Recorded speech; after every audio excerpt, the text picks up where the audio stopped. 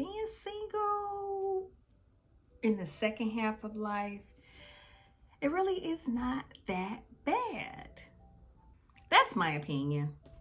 I'm single on the second half of life, and this weekend alone, February 2025, I just turned 54 2 days ago. And on yesterday, I attended an event, a church event that actually addressed singleness. But getting that teaching yesterday prompted me to do this video. So let's flow into it. I'm your girl Mo Flo. I am on the second half of life. That's how I identify. I am in the second half of life. I'm a brand new YouTuber, and my goal is to speak and share. I felt led to do the video because I'm not gonna say it was a light bulb moment, but I wanted to share something with you because you might be over 50 and you might be single and you might not realize you have a little power. You got a little extra power if you're single, divorced, widow, whatever it may be. If you're over 50 and you're single, you got a little power. So again, I attended an event yesterday. It was called Single or Taken. And there were some nuggets shared that I want to share with you. And then now my church started a series today, a relationship series. I believe he said it's going to be a 3-part series. So I just wanted to tie it in because it is also in line with the purpose of my video. So I'm super single. What do you mean, Mo? I'm not dating. You know, dating is where you're talking to people, collecting data. That's what dating is to me.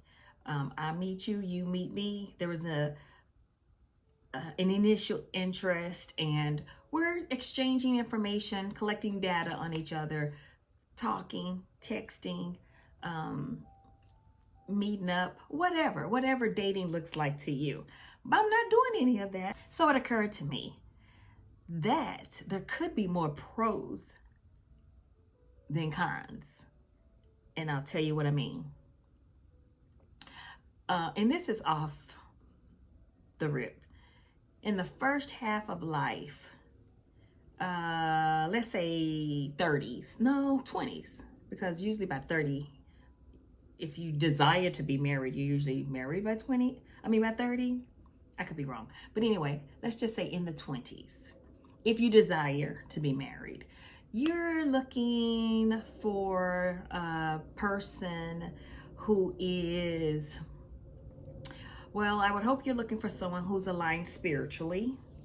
Then I would hope that when you're dating, it's about, you guys are conversing about how many kids do you want.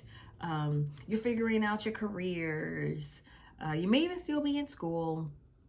Do you think we would ever live out of state? I can't really think of any other things off the top of my head, but the purpose is when you're dating before 50, it looks a little bit different. Now, for those of us on the second half of life, it's totally different. And I'll speak for myself. You want to kind of make sure you're aligned in your lifestyles because typically you've already established a way of life. So it's about being intentional and not ignoring red flags. Do I want to say red flags? I said it already, so it's out there. But not ignoring things. Example, spiritual or religious beliefs. I hate the word religion. But you want to make sure you're aligned spiritually. Core values.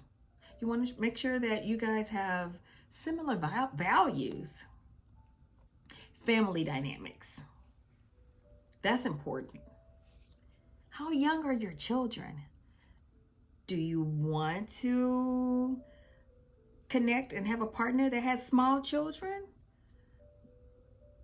Do you want a partner that is a grandparent? Because, like for me, I'll give you an example. I prefer someone who's a grandparent because I have 3 amazing grandchildren, and I'm gonna need him to understand that they're my babies.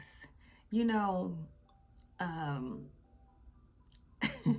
I have this joke, and it's not a joke. I mean it, but I don't mean it, but I mean it. But I love them grandbabies more than I love them kids. So that's important. I watched this show and they talk about deal breakers. It made me think about what would be my deal breakers. So second half of life daters, know what your deal breakers are. Deal breaker for me, if you're confused about your spiritual walk. It ain't nothing wrong with that. It just ain't for me. If you're financially irresponsible, that's a deal breaker for me. So going through a whole year of therapy, I learned I never really, let's see. Okay, not I never, I really didn't. There we go. I really didn't know how to set boundaries. But on the second half of life, we got to be careful with people and their potential. Potential is good. Potential is great. I've learned you cannot date potential too long, because potential, there's a thin line between potential and a red flag. Oh shoot, there's a word, red flag again. Or there's a thin line between potential and a deal breaker on the second half of life. I think it's easier on the first half of life to rock with somebody and believe in potential. But another reason I had to make the video today, because Pastor talked on that. If you get stuck in a potential situation, you could look up and it could be 5 years, 10 years later, and you're still stuck with potential. Now you didn't got love involved, you didn't got kids involved, you didn't got family involved, grandkids involved, and it's still a potential situation. But I want to share things that I learned at the seminar, event, whatever we want to call it, on yesterday. Things to do in your singleness to prepare for your next partner, your next spouse, or your spouse if it's your first spouse. I just think a lot of us are divorced. Some of us are widowed. Find your self-worth in God.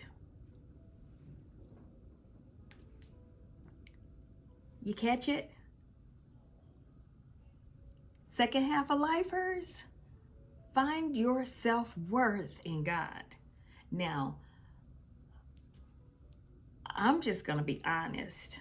From what I know about myself and other women that I've spoken with, and it's not just one or two, a lot of us in our younger years, we were seeking validation from our partner, from my man, from my husband.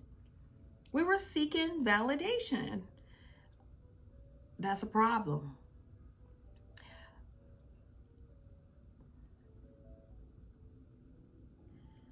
So now is a good time, and I'm gonna add therapy to it. So find your self-worth in God, but I also feel as though therapy helped solidify my biblical teaching. I'm not a theologian.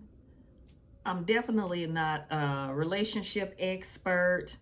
Um, I've been in some situations. I know some things. I can teach some young women and some older women some things, but I'm not here, disclaimer, I'm not here claiming to be an expert on anything. Not that anyway. I am an expert on quite a few things, and we'll talk about that one day in another video. But instead of seeking your self-worth, your validation, if you lack confidence, if you lack self-esteem, in your singleness, this is a good time to address all of that. Number 2, in your singleness, find your purpose. Great time to find your purpose. I really think I found my purpose around 2018 when God dealt with me in something I had been carrying for years as it relates to my childhood. Nothing bad, crazy, or whatever, but let's just say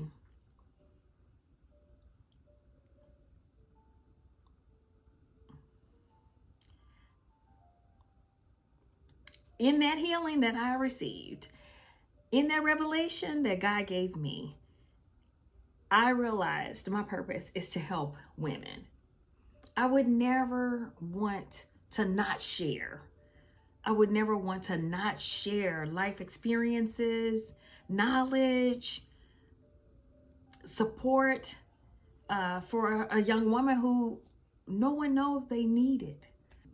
That's another reason why I started this channel. I want to help someone.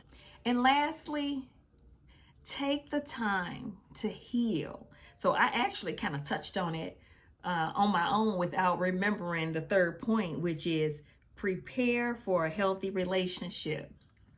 This is the time to prepare for a healthy relationship. I'll give you an example. If you're over 50, you have some prior trauma of some sort. You have some dysfunction of some sort. You have some hurt of some sort. You have grieved something or someone. This is the perfect time to heal and prepare for a healthy you and a healthy relationship. So it sounds like it's a good time to be still and wait and get yourself together. And that's why I'm so excited. I'm so super excited to be in a place where I'm super single. And I can truly prepare for a partner. Now, I'm going to be honest with you. I'm going to share something. I am so comfortable being single. I don't even know if it's healthy to say this. I'm almost afraid that I'm going to be too comfortable. And when the time comes to give, to share, to adore, to cater, that I might not want to. I don't know if that's right, but somebody can relate to me. If you can relate, let me know if you understand what I'm saying. I'm comfortable and I'm happy. For the first time that I can recall in a long time, I'm happy being single. And I'm not lonely. I'm not lonely at all.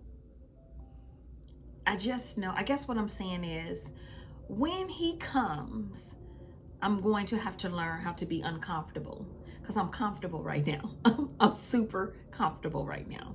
So anyway, I just wanted to share that little bit with you because turning 54, acknowledging that I'm super single, and going to the event yesterday, which was called Single or Taken, and getting some information directly to single individuals And then today, starting a series at church on relationships, I just like, you know what? I got to come here. This is a new channel. I'm Mo Flo. My goal is to share with someone, even if it's just one person, I pray that God will allow me to use this platform to help somebody. So if you made it this far in the video, thank you. Thank you for watching. Just started this YouTube channel. This is an iPhone. I don't have a microphone yet. It's not that, the reason I don't have a microphone is because I want to do research and I want to get the right microphone. I want to do research before I buy a camera. And I want to also make sure that I'm going to enjoy doing this. I do. I love it. And I just want to help someone. I'm not looking at numbers too much. I'm not looking at subscribers too much. I'm just doing what I enjoy. So thank you for watching. Mo Flo, signing out. Ta-ta for now.